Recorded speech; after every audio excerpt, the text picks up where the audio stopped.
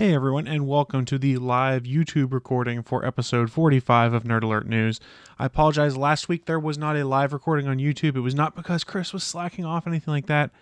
It's more because Chris had OBS blow up on him and he was troubleshooting why his webcam wasn't working appropriately. When in reality, OBS didn't really screw up. It was me that had messed up a configuration somewhere. So OBS, still great software. Chris not quite learned how to use OBS to its max potential yet. But if you're just stumbling upon this YouTube video, here's the basics. I do a solo podcast called Nerd Alert News each week. Generally, I would just record it straight into Audacity, reading off of my script/prompt of things I'm going to talk about. Well, for the past few weeks, actually, I've been experimenting with doing that live directly on YouTube. So that's what we're going to do this week. We're going to do the live, raw, direct YouTube recording. You're going to see how the sausage is made. And before I start, I'm going to realize I need to adjust my webcam just a touch. So my apologies to anyone who watches the live video right now. The webcam is going to move just a little bit to get everything back to where it needs to be. But all that being said, I guess it's time to actually start recording the podcast. So here we go.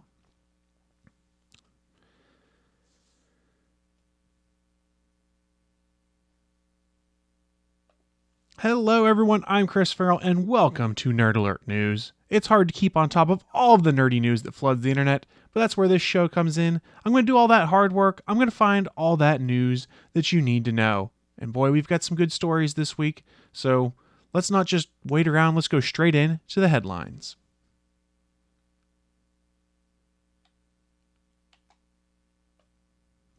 If you're watching live, I put too much of a buffer in there. That audio space that drops off about the 20-second mark that I leave dead for about 2-3 seconds. That's where I'm going to cut in an audio bump when I do the editing for this podcast. You guys are going to see me do the editing live on the video stream. Sorry about that, but we'll continue going right now. So what is probably one of the biggest stories this week is how much Pokemon Go has just exploded. It's become incredibly popular. Everyone is playing it. You're seeing all sorts of social media memes and posts about it. It's actually a pretty fun game. I've gotten to play it myself. I did not play it right when it came out because I was without a cell phone at the time. That's a different story for a different time. But I did get a chance to start playing it. And if you're aware of me, I live in a college town. So Wednesday night, I found out just how great it is to live in a college town when you play Pokemon Go. Because there is about a 5-block stretch downtown where there's a Pokestop every block and a half, it seemed, tons of Pokemon spawning, 2 or 3 different gyms, and everyone is dropping out lures everywhere you go.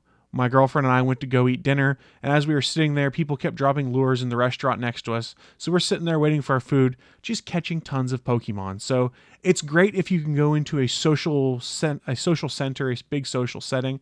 I've heard problems with some people who might live out in the suburbs where there's not as much hustle and bustle and traffic, where they're not getting as many Pokemon. But I've heard Niantic Studios is working to allow more Pokestops and things to be dropped into those rural areas. So you just have to keep your eyes and ears open on that. I'm not going to go into a ton of coverage on Pokemon Go on this podcast, not because I wouldn't like the SEO that comes from talking about Pokemon Go. It's just I've talked about it a good deal this week, so I don't really want to rehash it for you guys. So if you want to hear some more on Pokemon Go, we had some pretty cool stories on that on this last week's episode of the official GonnaGeek.com show. And this is also giving me a chance to plug something else that's really cool. I had an opportunity to guest host on Tech News Weekly, which is a show on the guys from Queen's Network.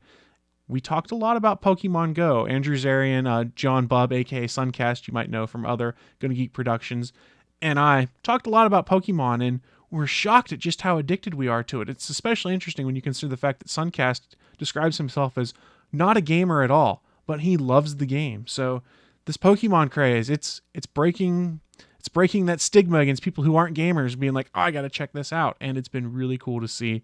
If you've got some interesting Pokemon Go stories that you've seen out there about how it's impacted on people in general or just how it's defied expectations, send them my way. Maybe we'll talk more about Pokemon Go in the next episode when I'm not super Pokemon Go'd out. I don't even think that sentence makes sense, but we're just going to pretend like it does. How about that? So next story, we're going to talk about Nintendo some more, as if we haven't already. This week, they announced something that I thought was pretty cool. The Verge is where I found this article, but it's all over the internet. Nintendo announced the Mini-NES. Yes, earlier this week, they announced the Mini-NES, which is a $60 machine that comes pre-installed with 30 classic Nintendo games. It also includes an HDMI cable, a power adapter, and what Nintendo is calling an NES Classic controller that's, quote, patterned after the iconic design of the original NES controller, end quote. It's set to drop in stores on November 11th. So what is it? It's basically like a palm-sized gaming machine that plays old school Nintendo games. It only comes with 30 of them on there. You will get no more than 30. But first, what's cool about this? Number one, they're giving you the HDMI cable. There's not a lot of folks that do that anymore. They expect you to have your own HDMI cables. That's pretty nice to have. You're getting one controller with the game itself, or the gaming system itself. You can buy extra controllers yourself.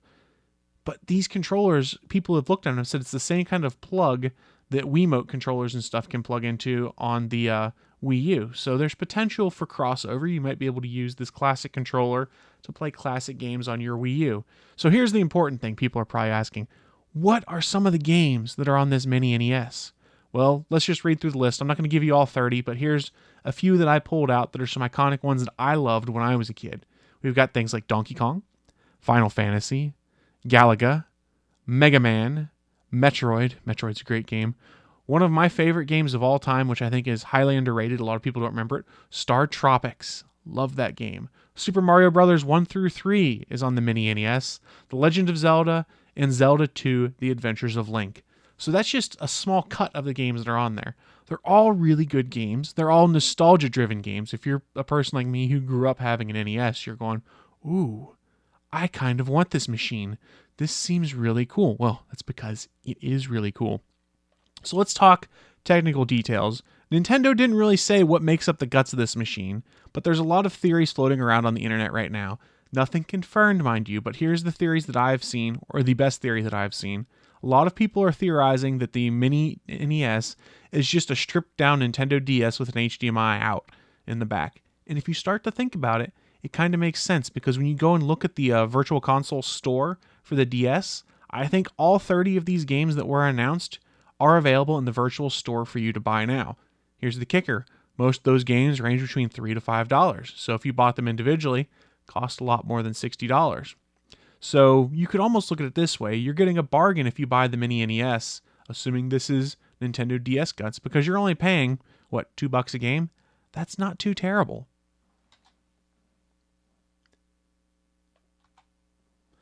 Sorry about that, live viewer. I was in need of a drink. Let me grab a drink of water real quick and we'll move on with the rest of this story.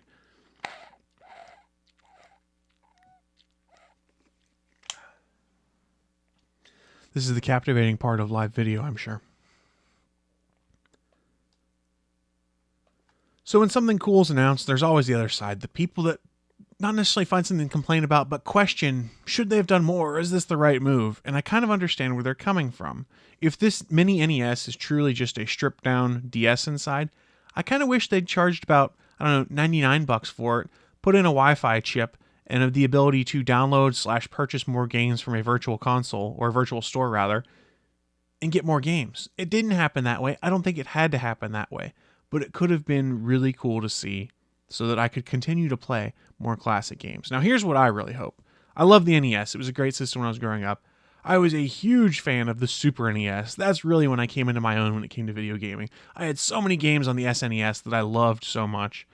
Chris's personal conspiracy theory, maybe if we see this Mini-NES doing well, Nintendo starts considering, maybe we need to do some more of these mini consoles. After all, they've got emulator copies of these games they're selling on their virtual store, so maybe going forward we get a Mini SNES or a Mini N64, maybe even a Mini GameCube. Who knows?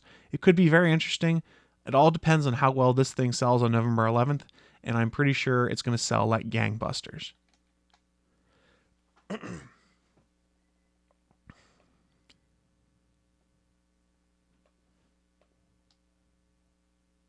So let's keep the Mini-NES theme going with a story that a listener, Cajun Sean, brought to my attention. It's from a story over at Lifehacker. It's how to build your own Mini-NES. So we all know Nintendo just announced their Mini-NES.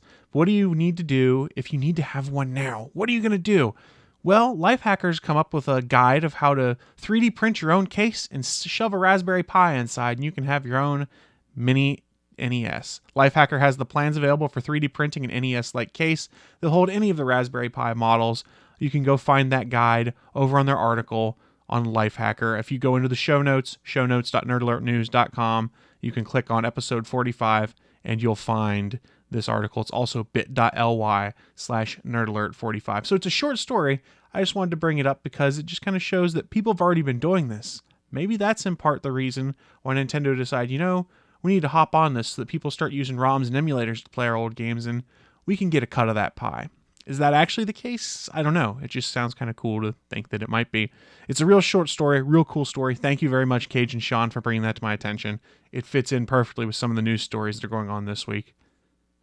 And with that, I think I'm done talking about Nintendo. I spent the first almost 8 minutes of the show talking about Nintendo. If you had told me this about 3 weeks ago, that I'd had a full episode, actually, no, that's not true. I did have a full episode about Nintendo 3 weeks ago. That was the E3 edition. If you'd told me I would have had a non-E3 edition of Nerd Alert News that was front-loaded with Nintendo news, I would have been very surprised. So we have one more headline story before we get into the featured story. This one's kind of cool. Did you guys know that only Microsoft Edge will play 1080p Netflix on your PC? Well, evidently PC World did because they put out a story about it. They say on Wednesday, Microsoft claimed that its Edge browser was the only one of the big four browsers, that means Chrome, Firefox, and Opera, to offer 1080p resolution while playing Netflix content. PC World did a quick test of all four browsers, and this claim was proven to be true, while the other browsers capped out at 720p. So it's cool, but why does it matter, you might be asking? Well, Microsoft's been busy trying to rehabilitate the reputation of Edge. It suffered initially because of its slower performance than its competitors, and also lacking plugins and extensions that other browsers, specifically Firefox, have offered over the years. Performance in Edge has since improved a good deal and has begun offering a few plugins for public use. It's important steps for Microsoft if Edge is going to avoid the fate that Internet Explorer did.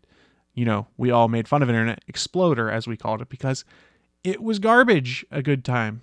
So I have dabbled around with Edge some myself. I'm still a Chrome user, you can probably tell on this live video stream.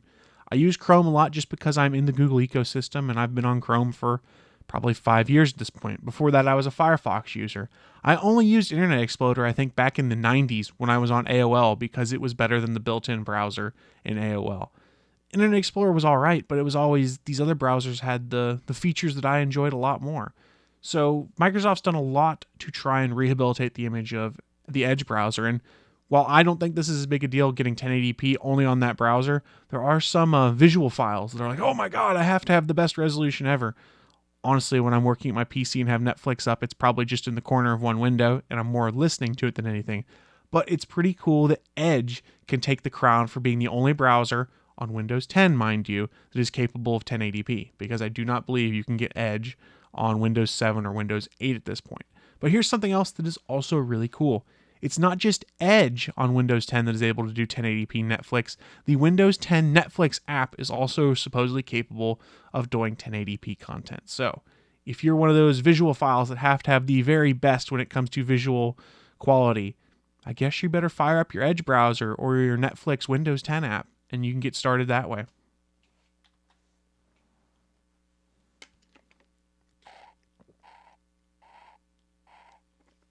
Sorry guys, another brief water break. I have found that with the solo podcast, I require drinking more water than I had ever expected, and I don't know why. It's quite strange.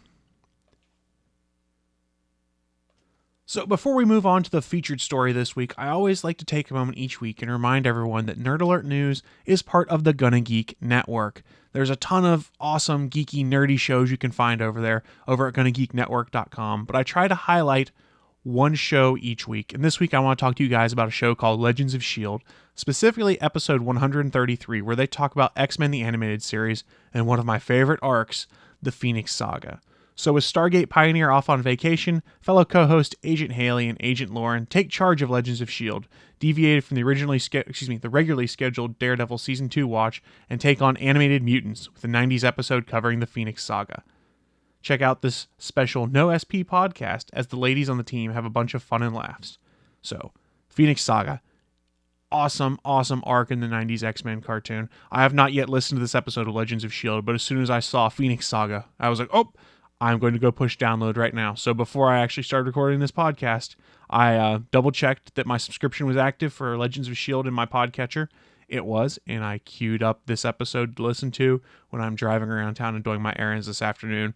I can't wait to hear what these ladies are saying about this arc It is fantastic. It is one of the things that got me into comics as a kid, was watching this episode arc of X-Men. Fantastic, fantastic stuff. And just a quick reminder, like I said, Nerd Alert News is part of the GonnaGeek Network. You can find that over at GonnaGeekNetwork.com. Before I move off the whole network plugging portion of things, though, I did want to send some serious kudos over to Stephen John Drew's way. As you guys know, he's the site owner for GonnaGeek. He's always putting in new features and things like that. A lot of our shows, when we stream live over at geeks.live, which is the live page of GonnaGeek. Stephen has put a lot of work in, and now there is constantly simulcast/live content on there 24 hours a day. Basically, he's got it set up so that if you go to geeks.live and there's not a scheduled live show on, there is a YouTube playlist that's constantly rotating that simulates live broadcasting. So depending on what time you drop in, it'll drop you into a certain time code on whatever episode is playing in that playlist. It's an awesome feature. It is like you can go experience a live internet channel of GonnaGeek content, and it's super cool, and thank you to Steven for putting that together. If you drop onto geeks.live when there's no live content, you've probably seen this show, other video stream shows on the network that show up on that page. It's an awesome way to gain more exposure for all of us. So a big thank you to Steven for putting that together. If you want to send some thanks to Steven, you can tweet at Steven John Drew and say, hey, thanks for making geeks.live such a great place. And seriously, Steven has done an awesome job on that. I know it sounds like I'm gushing overly much, but it is a super, really cool feature. So if you do have a chance, go say thank you to Steven for that. That bit was for you video viewers only. You guys get some extra content when you go and check out the show this way.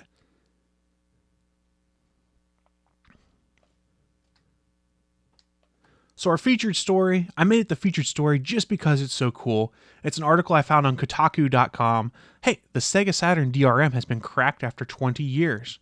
So how did this all come about? Well, Sega Saturn disk drives are beginning to die off. Until now, that basically meant your machine might be useless. But thanks to engineer James Laird Waugh, Sega's 32-bit hardware has been cracked, allowing games to be loaded via USB. Now, there's part of you that are hearing, oh, cracked! This is terrible. Well, let me explain why this is having to be the case. The reason it's so notoriously hard to crack the Saturn is because of its hardware-based DRM. This required discs to have a physical mark called a wobble that was etched onto the CD. Laird Waugh had to figure out a way for the Saturn to be able to tell him how the disk drive worked, and then come up with software that would allow him to emulate the disk drive over USB. Why did he have to do this? Because the only way you can play Sega Saturn games right now is if you have old Sega Saturn hardware, and if those drives are dying off and people can't repair them, these games are going to be lost to time. You will not be able to go back and replay them again. That's part of the reason why some of these guys that create ROMs and emulators, it's not all as shady as it might sound. Sometimes they're trying to preserve the history of a gaming console, and that's kind of what's going on here. Laird Waugh began poking around the Saturn in 2013. He was attracted to the machine's notoriously ambitious multi-channel sound chip. He said, gee, it'd be nice to have one of those around. To take advantage of the chip, he wanted to write software for the Saturn. What he found out was that the Saturn homebrew required a mod chip, which largely wasn't produced anymore, and burning CDs for the Saturn to read. So that's when he came up with his solution, where he was able to take the games, load them on a thumb drive, and he has them working. You can go and see those on his YouTube channel. Kotaku has the article up themselves. It's really cool. It's a move towards being able to preserve these games. It's not something you can buy just yet or make your own on. He's still working out a lot of the kinks, but it is a promising move towards revitalizing the Saturn community and making sure that native hardware can be used to play games for years to come. It kind of highlights a problem we have is a lot of these older games, as our technology advances, we're not able to make them run efficiently on our modern machines. So for instance, go and take one of the emulator versions of the original Oregon Trail. Go try and hunt in that unless people have modified it. It is nearly impossible because the animal speed, if I recall correctly, is based off your processor clock speed. So trying to hunt things in some of these emulated versions of the Oregon Trail, it is insanely difficult. It was sort of difficult in the original, but trying to hit things that are zipping across the screen like so fast that you can barely even see them, it's impossible. That's why there's a difference between what I call the good cracker and the bad cracker. The bad cracker, game cracker, I should clarify, is someone who goes out there and breaks the DRM on a game that is just released so they can put it out on peer-to-peer sites and things like that and make people not have to give money to publishers that have spent years and years of effort on things. The good hacker in this case is what you're seeing with James Laird Waugh. It is This is dying off. We need to find a way for people to keep playing it. And he's kind of a hero in a sense. He has gone and found a way to make stuff that was virtually unplayable unless you had original hardware or a specific mod chip and make it so it will work on these systems. He's preserved the history of the Sega Saturn. That is what is cool here. That is the kind of thing that needs to happen going forward. And I think you're going to see more and more of these kind of things happening as we go forward and legacy game support becomes harder and harder to do. It's pretty cool. And I, for one, am really excited to see how he progresses and eventually putting out something that other people can use to keep playing their Sega Saturn games. So kudos to you, James Lairdwa. Cool. We're almost wrapped with this episode, guys. And from a personal standpoint, I'm kind of happy with the fact that there was minimal edit points I've had to do in here. I think I've only had to clean up a couple dead air spaces, so I guess I'm having a good day of podcasting or something like that. Who'd have thunk it? So now that we've gone over the featured story, it's time to start wrapping up the show. If you want more details on any of the stories I've covered, the show notes are available online. As I said before, head on over to shownotes.nerdalertnews.com. You'll find the Google Docs folder embedded on that page, and you can view any of the show notes from the entire catalog of Nerd Alert News. If you want to get in touch with the show, there's a lot of ways to do so. You can go directly over to nerdalertnews.com. You can email me at nerdalertnews247@gmail.com. Send any tips you have that way. Tweet directly to me or the show. That's at nerdalertshow or at the Chris Farrell. Send me some stories that sound interesting to you. Cajun Sean, Stargate Pioneer, Neil Isn't Witty. They've all sent me stories before via Twitter, and I've tried to wrap them in. I've done a pretty good job of wrapping them in. I love covering the stories that you guys are interested in or you guys think are interesting, so please send those my way. You can find Nerd Alert News on all the social medias. It's all available in the show notes. Just check that out, and please go check out the show on any of those places. And finally, if you have a chance, head on over to iTunes, leave us a 5-star review. Reviews in iTunes are a big deal. It helps you get featured in more and more stuff, and I would love to get some more iTunes reviews in there, and thank you to everyone who has reviewed so far. That being said, I believe this is going to wrap up this latest installment of Nerd Alert News, but don't worry, I'll be back real soon with your next Nerd Alert. See you guys later. Bye. So if you've been watching on the YouTube side of the house, you know that things are pretty much wrapping up at this point. The show, that's recorded right there. We're at about 18 minutes and 48 seconds before I cut in the audio bumps and put in the intro, outro music and the GonnaGeek plug. So we're talking probably about a 22-minute episode this week. So hey, that's a win. And if you are watching this on YouTube, thank you so much for checking out the live recording of Nerd Alert News on YouTube. If you're enjoying that, please let me know. I want to do more of these going forward. I might try and schedule them at a more regular time since I've been doing them on Saturday mornings. Maybe I will all look at doing Saturday morning recordings for Nerd Alert News on a regular basis and then sprinkling in some shows in other places. But again, like I said, thank you so much to anyone who checked out the live video stream of Nerd Alert News. But I think that's going to wrap up my recording. I got to get to the edit bay, so I'll see you guys later.